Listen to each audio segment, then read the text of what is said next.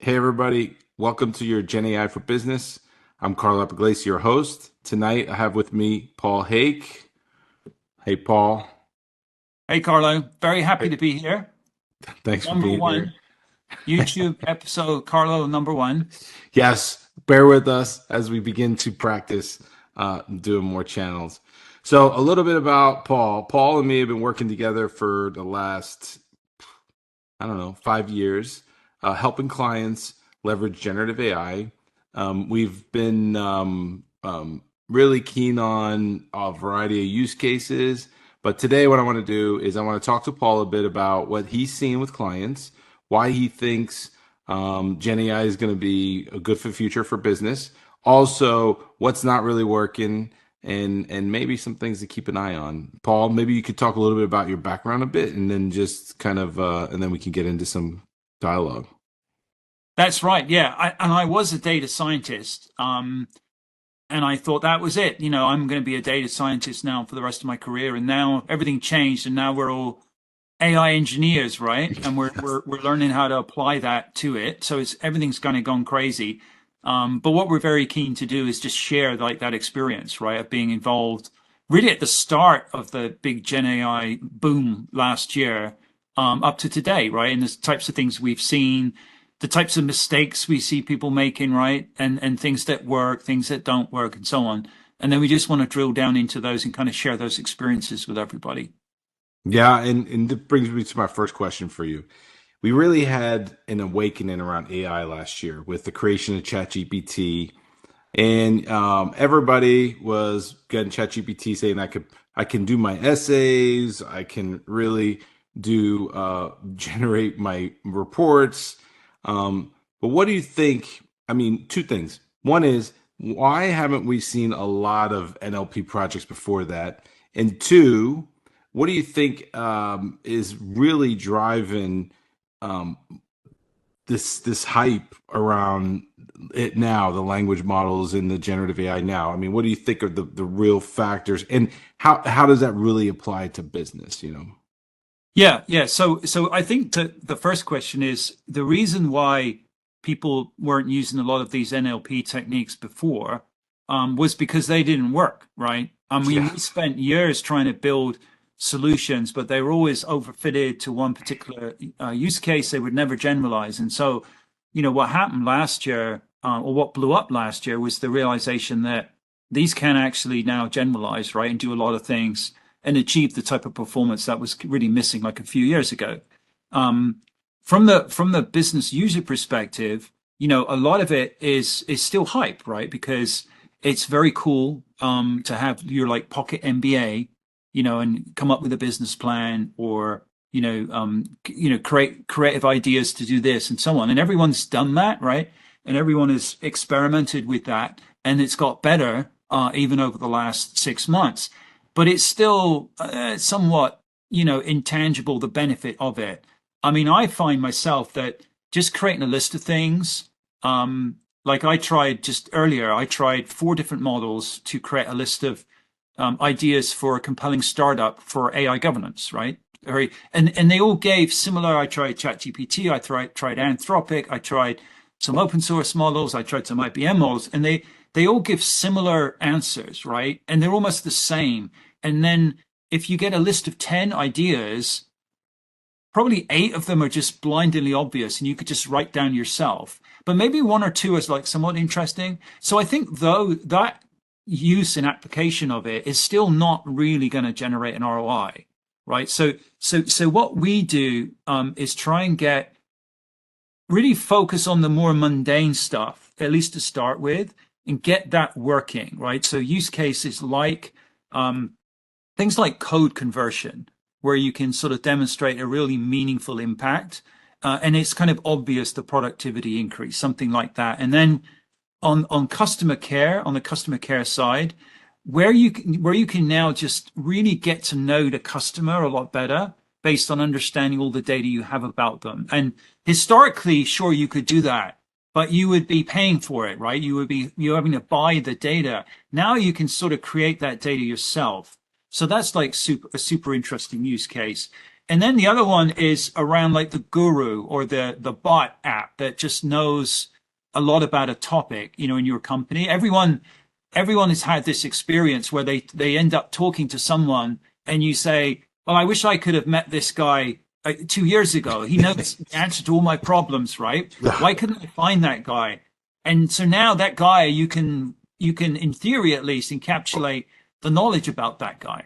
yeah. So I think That those guy re or girl, right? I guess we yeah, can yeah, figure exactly. that The, out. but the bot, that I think that is super useful, right? And super important. And so for those three, you can sort of demonstrate um, value there. And speaking of the bot, right? Many clients we've worked with, it's all about I need to use AI and it's going to fix all my problems. And one of the things I've noticed is that in many cases, clients are not sure what they want to do with AI. And like you said, there's a lot of use cases. And some of the things that we're really seeing is like the ability to use a language model that can, like you said, generalize in a variety of tasks, including these tasks where you have hundreds of people doing simple things like looking through emails, summarizing things, creating PowerPoints or creating reports. Generative AI does an excellent job at that.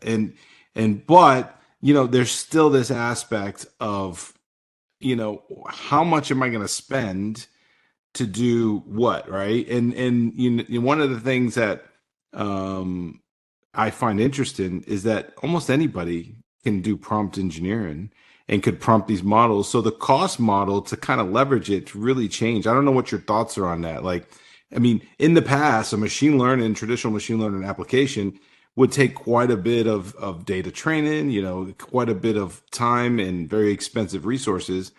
But as you said, now AI engineers are really beginning to change who can leverage AI. What's your thoughts on that? Like being able to leverage AI for people at a lower cost point, right? Or even just to do your job. Yeah, and I think what you said right there, it's beginning, right? When you see how with an NLP application, say a classifier, now you can just build it with just one line, just as a prompt. And it works, right? And it's super powerful compared to the traditional way of doing it. I mean, that is as a practitioner in the data science area, that is just such an incredible productivity increase, right? Now, you could argue, well, actually, unless you were, say, a bank, many, businesses weren't really leveraging a lot of AI anyway. So to say it's somehow a productivity increase, well, if you're not doing it anyway, but I think it really opens up and sort of lowers the bar in terms of the skills and the effort involved to create these like applications now, the classifiers, the extraction, generating stuff. It's just now so much easier. And I think we're just starting to see that emerge where you will see a lot more use of AI applications like simple classifiers that were just not feasible before. It just was not worth the money, right? So I think it's just lowering the bar there in terms of the cost and effort and skills required to implement these models. Yeah, absolutely. And it's leveraging this in a way that anybody can. You could take somebody that's not a data scientist with a PhD degree, and they can leverage this very, large model that generalizes really well and can actually interact with just Yeah, natural language. I yeah, mean, it's and amazing. I believe personally, I think we're at the beginning of the cusp of tremendous transformation for all business. That's why I wanted to launch this channel so that we can talk to you in more detail with a variety of leaders. It'll likely be me and Paul pretty regularly on with others. But Paul, what's your thoughts though on what are some of the things to watch out for? I mean, while there's a lot of vendors and folks out there saying this is really going to, have tremendous output and gain, and you got to invest a lot, yeah, which I agree with. But there's also this sense of, hey, for me to leverage this for a use case that potentially will save a few hours a week for a couple people, I don't know if that's the best area to focus in on. I don't know what your thoughts on like a cost reward. I mean, we talked a little bit about it. Yeah, and just right, and just to tie it all together, I think what we'll do, right, and you'll invite other people on, and we'll just go over a range of examples, right, of this this phenomena where everyone wants to start somewhere, but where should you start? And what have we seen that works, right, is easy to do and delivers value. And I think, to somewhat to cut to the chase, we're going to focus a lot on the mundane stuff, right? Yep. Because right now it's that back office, it's the automation piece that's gaining traction, and I wanted to share something actually, because I found this, there was a story out this week that, they were worried, like the CIA and Microsoft are worried that North Korea's like hacking OpenAI and using OpenAI for nefarious purposes, right? So we actually found this story, and everyone's worried that they're using it for, this story here, the New York Times. Everyone's worried that they're going to use it for nefarious purposes, but actually what they found was um, they're really, at least initially, they're focused on using it for boring stuff, right? And they even say here that they're just using it for drafting emails and translating documents and debugging computer code. See, the criminals figured it out. Right. So if it's good enough for those guys, and I think they'll get to the bad stuff, right? Sure, they're going to be, using it to develop bioweapons, right? Probably next week or whatever. But at least they recognize that you have to start somewhere, get used to it, right? Get it working in the organization, get results out of it, and then you can sort of progress to the more sort of spectacular, esoteric type use cases. So I Yeah. think we'll be coaxing, teaching, coaching people along those lines, right? Start with the boring, get it working, demonstrate value, demonstrate an ROI, and then leverage the more exotic type use cases. Yeah, and just a background for everybody. We've done hundreds of projects. We have hundreds of AI engineers, and to be honest, a lot of the time we spend is around security, right? How do I trust my model? What's in the foundation model? How was it trained? And so we'll cover those topics as well. Speaking of, bad actors and how do you actually leverage this technology. And then the most important thing I think everybody should think about is your reputational brand, your legal obligations. What kind of risk are you taking on when you use this technology? So there's areas like Paul said, the mundane stuff that are low risk, and then there's other areas which are higher risk. We'll cover some of that as well as technical direction of things that are coming, like things that we think are happening. Honestly, some of the language models, Paul, I believe they're, and when you look at the benchmarks, they're beginning to become on par with each other. So it's almost like, you know, how do we pick the best model for our organization? So thoughts on architecture, areas of investment. I mean, what's your thoughts around the actual models themselves and how much Yeah, time I people think should spend on that? yeah, and I think good enough there is a good word to use because again, depending on the use case, in my example I tried earlier, right, where I was asking it for ideas for a startup for governance, even the smaller open source models was generating a similar list as the ChatGPT 4.5 model, right? You're getting same results for a use case like that. There's difference in the formatting and some of them summarize it better and so on. But ultimately, you're looking at 100, potentially 100x times comparison in terms of the complexity of the model and the resources required to run it, right? So if Oh you can yeah. get good results with smaller models, I think that's like the way of the future. Yeah, I mean the inferencing cost just on these models, not training, but inferencing them, 80 billion, that's a lot. I mean, it's not cheap to run. And right now everybody's giving it away for free, but that's not gonna last forever. I think No. the Yeah, it's cost of so the inferencing and the energy that's used, by the way, it's probably not good for the planet that we're burning so much energy on some of these AI apps and to generate poems and essays and data. And so we'll have to figure out what's the a responsible use as well. But yeah. these are all things we want to cover.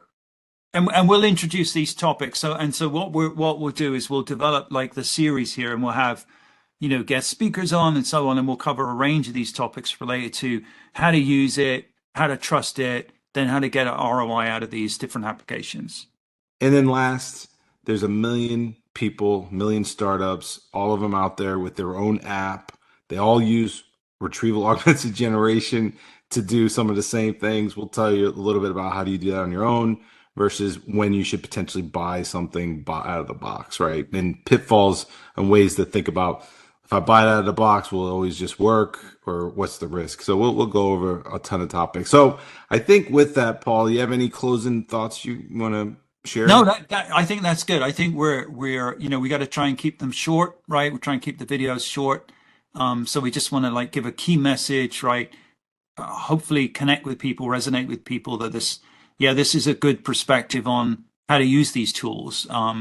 And then just share those ideas and thoughts with people. Yeah, absolutely. And my name's Carlo Paul. Paul Hake. Looking forward to bringing more topics to you guys. Thanks, everyone. Have a good one night.